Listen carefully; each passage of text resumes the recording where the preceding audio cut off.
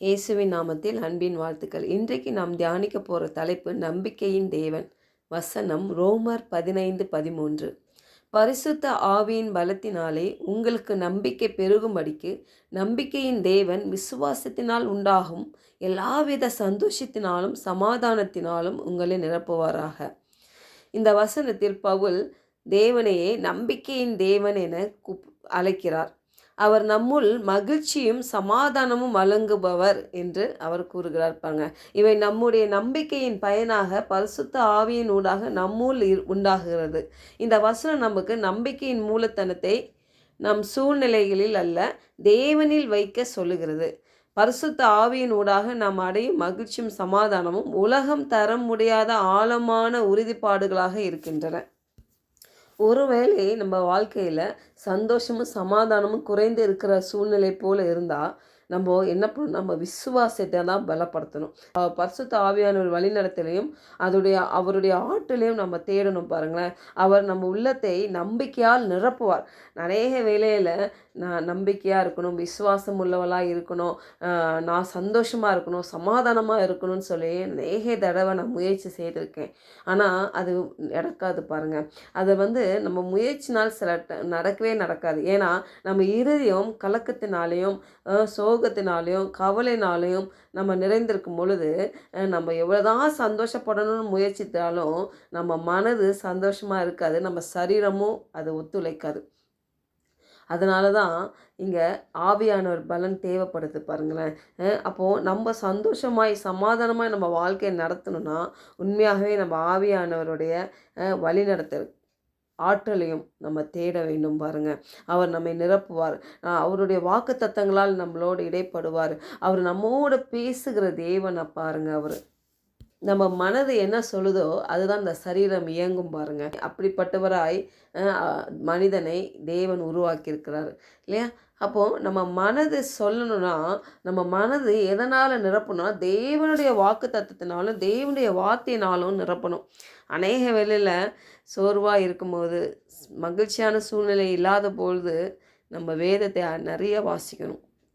அந்த டைமில் நம்ம இருதயத்தை நம்ம மனதை அவருடைய வார்த்தையினால் நிரப்பும் பொழுது நம்மளுக்கே தெரியாது கர்த்தர் அற்புதமாய் சமாதானத்தோடு சந்தோஷத்தோடு வழி நடத்துவார் நம்மளை.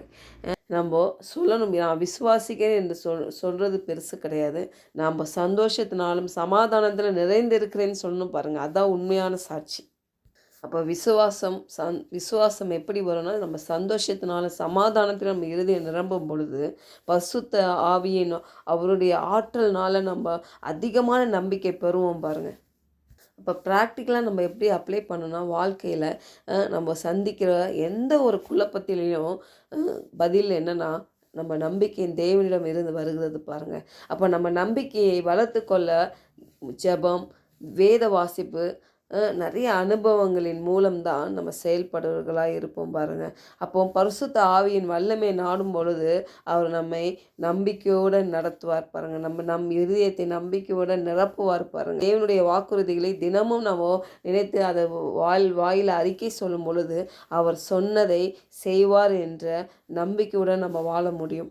நம்ம பரிசுத்த ஆவியால் வழி நடத்தப்படும் போது நம்ம நம்பிக்கை வெறும் வார்த்தைகளாக இல்லாமல் முழுமையான மகிழ்ச்சியாகவும் சமாதானத்தினால் உள்ளம் நிரம்புகிறது. பாருங்கள், அநேக வேளையில் நம்ம பிரச்சனைகள், போராட்டங்கள், சரீரத்தில் இருக்க பலவீனங்கள், எதிர்காலத்தை குறித்தான பயங்கள் இதெல்லாம் நம்பிக்கையின்மையாக இருக்குது.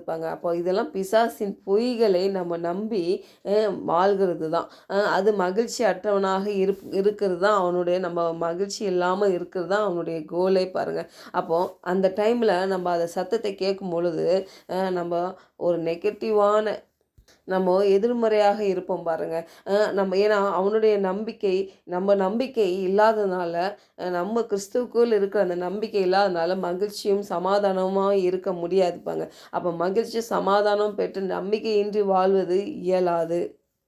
பிசாசை நம்பாமல் தேவனுடைய வாக்குறுதிகளை நம்ம முடிவு செய்யணும். பாருங்கள், விசுவாசத்திலிருந்து விசுவாசத்திற்கு வாழ கற்றுக்கொள்ளணும். பாருங்கள், நாம் இன்று ஏதேனும் எதிர்ப்புகளை பிரச்சனைகள் சந்தித்து கொண்டிருந்தாலும் நம்பிக்கையின் தேவன் நம்மை நம்பிக்கையால் நிரப்ப விரும்புகிறார்.